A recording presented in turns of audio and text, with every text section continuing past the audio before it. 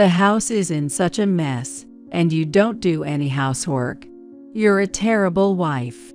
Get out of this house and leave my grandkids behind." Although I had given birth to boy and girl twins, my MIL told me that she only needed grandsons, and then she suddenly handed me divorce papers. The space for my husband's name was already filled out. I was told that this divorce was also his decision. I felt despair. Then my husband appeared. "You can stop being her daughter-in-law now." Was it true that my husband wanted a divorce? I felt the world go dark, but then the true meaning of my husband's words became clear. My name is Summer. I'm a homemaker in my late 20s. I got married to my colleague Ken last year. And even after marriage, I didn't quit my job, continuing to work full-time while maintaining our married life. My husband, who is 3 years younger than me, has a calm and easygoing personality, rather than being overly particular about things. Even if I occasionally cut corners on housework or serve instant noodles or ready-made dishes for dinner, he doesn't complain and is cooperative with household chores. He's my proud husband who says that as long as we're a happy couple, that's all that matters. We had been leading a peaceful and happy married life. Then one day, I found out that I was pregnant. It seemed that the possibility of twins was high, as the doctor informed me. I had left it to the natural flow of things, and to be honest, I was more surprised than anything that it happened so quickly. On the contrary, my husband was overjoyed and seemed like he was about to start dancing. I had wanted to enjoy our newlywed life together a little longer, but as I watched my husband's excitement grow, I too began to feel more and more joyful. I continued to work as usual, but when my belly started to show, I went on maternity leave. By that time, my anxiety had grown as big as my belly. My parents' home is far away, and they run their own business, so I couldn't expect to have them help me with the childbirth or the care of the baby. As a new mom with no experience in childcare, I lacked confidence in whether I could take care of twins. Moreover, as I read parenting books, my anxiety only grew. I was feeling emotionally unstable from the time I got pregnant, and reading childcare books made me even more anxious. My husband, who sensed my anxious feelings, encouraged me, and I continued to live day by day. Since I went on maternity leave, I spent most of my days quietly at home. This day was no exception. After seeing my husband off to work, I did some light cleaning and then relaxed in the room. While drinking tea on the sofa, the doorbell rang. Wondering who it was, I answered the intercom, and there was my MIL. My MIL had suddenly come to our house. I was tense and nervous, to be honest. Meeting my MIL was the first time since our wedding. Although our house and my in-laws' house are only a 15-minute walk apart, we had never visited each other even during the holidays, and they had never called us once. The relationship between my MIL and us had become distant. There was a reason for this. It had to do with the relationship between my husband and my MIL. My husband is the second son of 2 boys, but my MIL has always had a strong preference for the firstborn and heir, and she has never paid any attention to my husband. My husband seemed to have felt quite lonely when he was a child because of this. A few years before we got married, my Phil passed away, and my MIL's dependence on her eldest son increased, while her interest in my husband dwindled even further. For that reason, even after we got married, I had very little interaction with my in-laws. And yet, my MIL had come to our house. I nervously welcomed her inside. She boldly entered the house, sat down on the living room sofa, and spoke before I had a chance to greet her. I heard you're pregnant. Are the babies in your belly boys? It seemed like she had somehow heard about my pregnancy and had come to check on me. By this time, we already knew the gender, so I honestly reported that there were twin boy and girl in my belly. In response, my MIL broke into a big smile and clapped her hands. Oh my, boys, that's fantastic. Our family is secure now. She exclaimed with joy. She eagerly started talking, celebrating the birth of a male heir. My husband's older brother and his wife have 3 children, all girls. As she was adamant about having a male heir, this was apparently unacceptable. She had sternly told her eldest son's wife, "You can only give birth to girls. You're a woman with nothing but daughters. Give birth to a male heir." As a result, the eldest son's wife got angry and left home. Furthermore, the relationship between the older brothers' couple had soured, and they are currently going through divorce mediation. That's when she heard about my pregnancy from relatives and rushed over, it seems. She was really glad that I was here. She smiled warmly while gazing at my belly. "Take care and do your best from now on," she said, offering words of encouragement. I was surprised by the sudden change in attitude, especially since we had never been involved with each other before. Furthermore, when I tried to make tea while listening to her, she stopped me.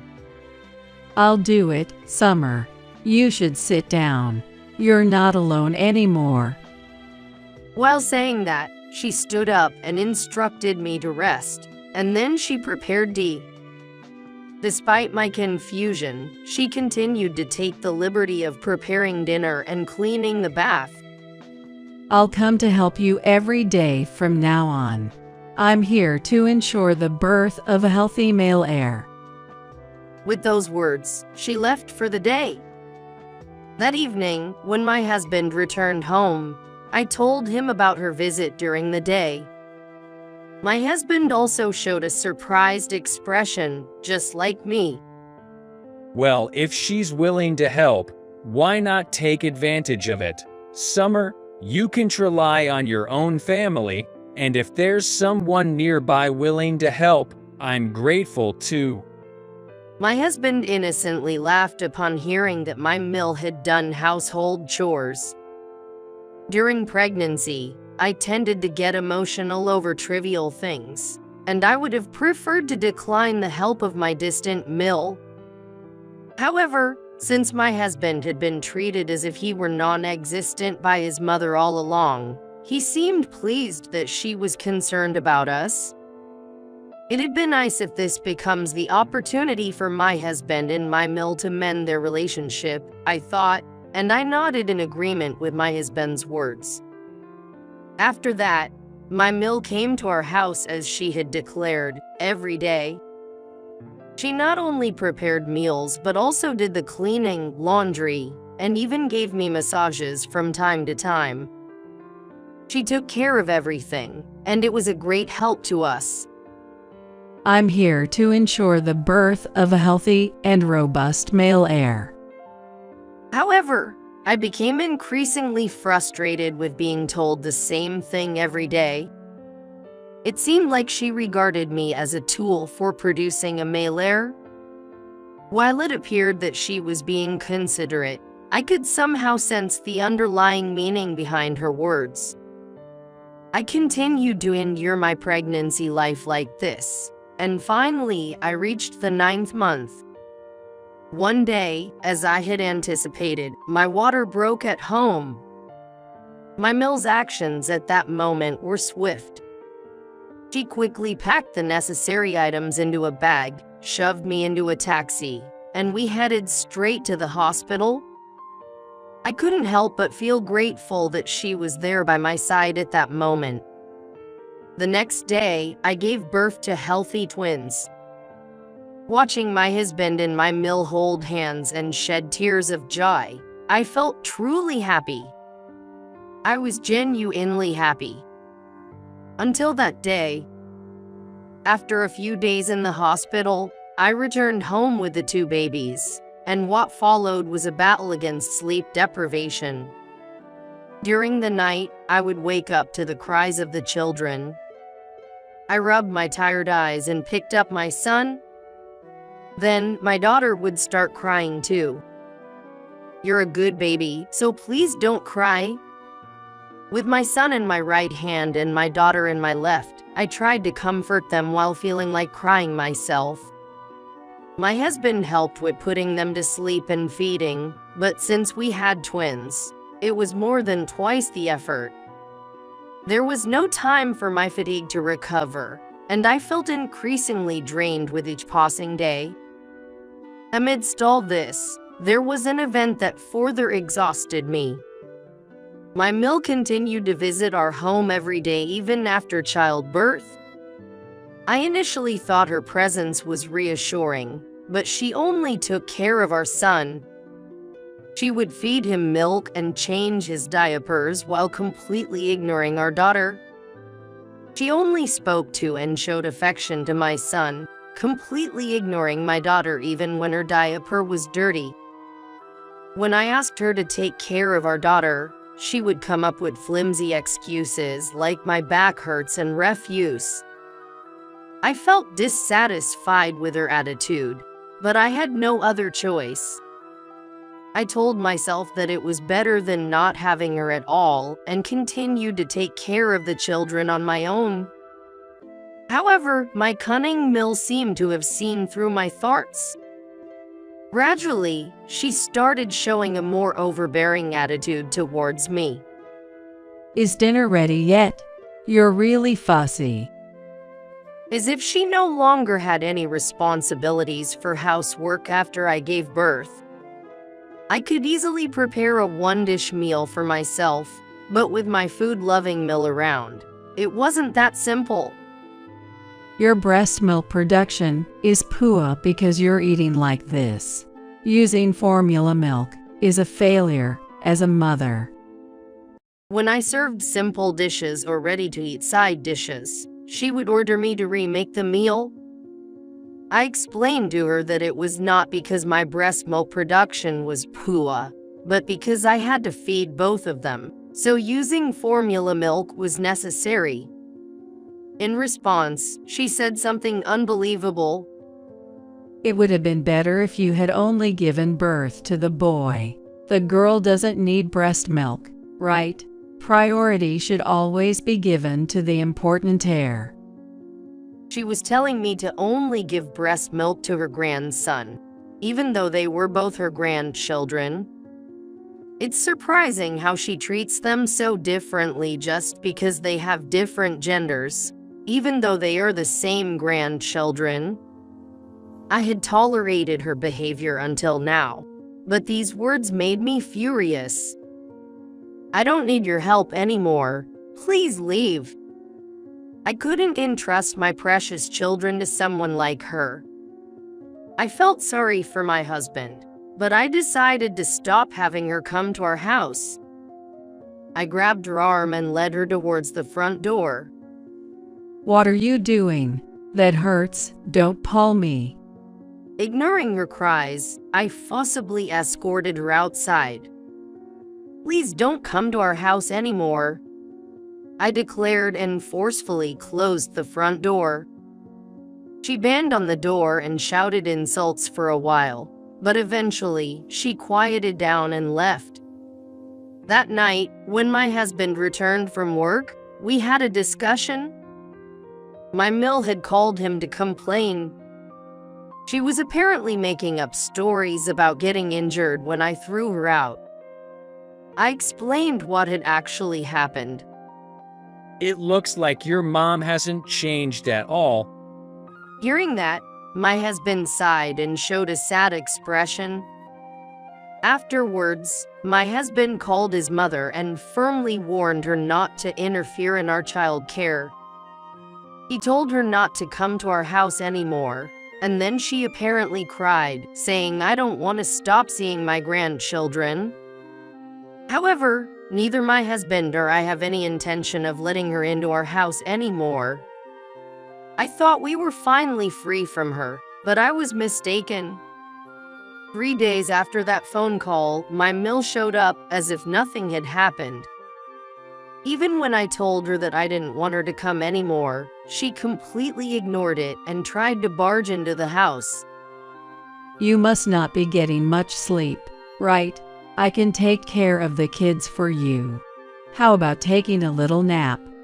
She even tried to tempt me with sweet words as my sleep-deprived and exhausted mind struggled. She looked at my face with dark circles under my eyes and laughed. I've reflected on my actions. I love both of my grandchildren equally. Trying to step inside as I was about to close the door, I warned her once again, if anything like this happens again, you won't see your grandchildren for the rest of your life. Reluctantly, I led her into the house. My MIL chuckled as she looked around the messy room. But I'm necessary after all, she said as if mocking me. However, I was too exhausted to muster any anger at the moment. She suggested that I lay down on the sofa, so I did. How much time had passed? I was awakened by my daughter's crying. She had been crying for quite a while. Her face was soaked with tears, and her diaper was swollen. I changed my daughter's diaper and picked her up, but then I suddenly realized something. My son, who should have been in the next baby crib, was nowhere to be found. I panicked and looked around, but my MIL was also gone. I tremblingly called my husband. Your mother and our son have disappeared from the house, I exclaimed in a panic. My husband tried to calm me down and assured me that he would come home immediately. I strapped my daughter into the baby carrier and headed to the front door, where my MIL was standing, holding my son. "Please don't take my son without permission," I shouted. And then she wore a condescending expression and tightly hugged my son, making a declaration. I will raise this child. You're incompetent as a mother, unable to produce enough breast milk, and the house is always a mess. You're a terrible wife. She shouted, then handed me a piece of paper. It was a divorce notice, and my husband's name was already filled out. What? I stood there in shock as she began explaining that it was my husband's decision. She claimed that my husband had been complaining about me not doing any housework since we got married. When I found out I was pregnant, my husband asked me to watch my diet and stop eating junk food. I had often neglected housework due to my job, and our meals were often made up of pre-cooked dishes. Looking back, I could kind of see why he was saying that. But I never imagined that Ken had been harboring such complaints. I was deeply shaken by the revelation that my husband had been complaining about me to my MIL. Ken wants a divorce. Go ahead and sign the papers. She thrust the divorce papers in front of my face. Confused and frozen with indecision, I heard a voice from behind her say, "Hey." It was my husband. His eyes were colder than I had ever seen them. It's okay. You can quit being her daughter-in-law now. He spoke to me with that cold expression, as I was about to ask if what his mother said was true. I can quit being her daughter-in-law now. Did that mean he was going along with his mother's wishes for a divorce? If he had any complaints about me, why didn't he talk to me directly? In that moment, feeling a sense of despair, my husband snatched the divorce papers from his mother's hand and tore them to shreds. Complaining about Summer like that. When did I ever discuss that with my mom? You're still making up lies. Unbelievable. Don't ever interfere with our marriage and our children again. My husband denied having filled out such a form and reclaimed our son from his mother. While I was sleeping, she had gone to the city office to get the divorce papers. And it seemed she had filled out my husband's part herself. It was forgery. I couldn't believe she would go to such lengths to make us divorce. No, because with a wife as incompetent as her, won't you struggle too? It's for your sake, she clung to my husband. But he coldly dismissed her. You've never cared about me before. Now you're asking too much from us. If you want a successor so badly, have one yourself. Don't involve our marriage and children in your nonsense. My husband declared, my family consists of Summer and the kids only. Then, he turned to me with a gentle expression. Summer, you can stop being her daughter-in-law. I'll marry into your family. My husband decided to become my family's son-in-law and sever ties with his mother. Upon hearing that, she began to tremble uncontrollably. If my husband becomes a son-in-law in my family, our children will also bear my family name. This means there will be no one to carry on the family name of my in-laws, essentially leading to the family line ending. In other words, it would mean the end of the family line. She continued to cling to my husband, pleading for him to reconsider. However, my husband remained unyielding and refused to listen. While she was making a fuss about needing an heir, her family wasn't particularly wealthy or prominent. My Phil was just an ordinary office worker. And the only thing to inherit was their old and run-down family house, which was over 50 years old. It made us wonder what exactly she thought we would inherit. My husband sneered at her. On the other hand, my own family back in my hometown ran a well-known company. I'm the eldest of 3 sisters, and my parents had always hoped one of us would marry and carry on the family name. My husband was my father's favorite. Apparently, my father had been asking him behind my back for a long time to become a son-in-law and carry on our family name. It seems that after this incident, my husband finally made up his mind to become an adopted son-in-law. That's what they call carrying on the family name in situations like this. After hearing the story from my husband, she left our house with a red face, perhaps due to regret and embarrassment. My father had always praised my husband, saying Ken looks like a laid-back person on the surface, but he can get things done when he has to. I felt like I finally understood what my father had been talking about. Subsequently, my husband officially became an adopted son-in-law in my family, completely cutting ties with his mother. He even quit his job and is set to join the company run by my father. Once we move to my hometown, we won't have to see her anymore. Later on, she persistently tried to convince her eldest son to remarry and have an heir, but he had gotten fed up with that and also severed ties with her. He eventually reconciled with his wife and is now happily living with her in her family's home. As for my MIL, she apparently developed dementia due to the shock of being rejected by her beloved eldest son.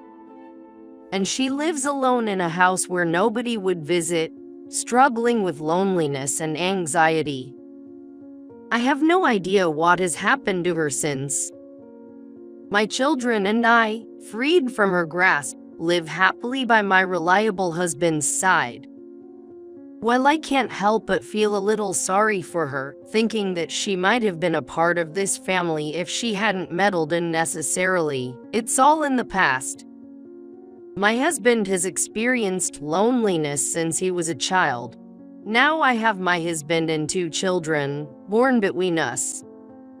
My goal is to ensure that every member of our family feels an abundance of love. I'm determined to live my life focusing on my family's well-being and happiness.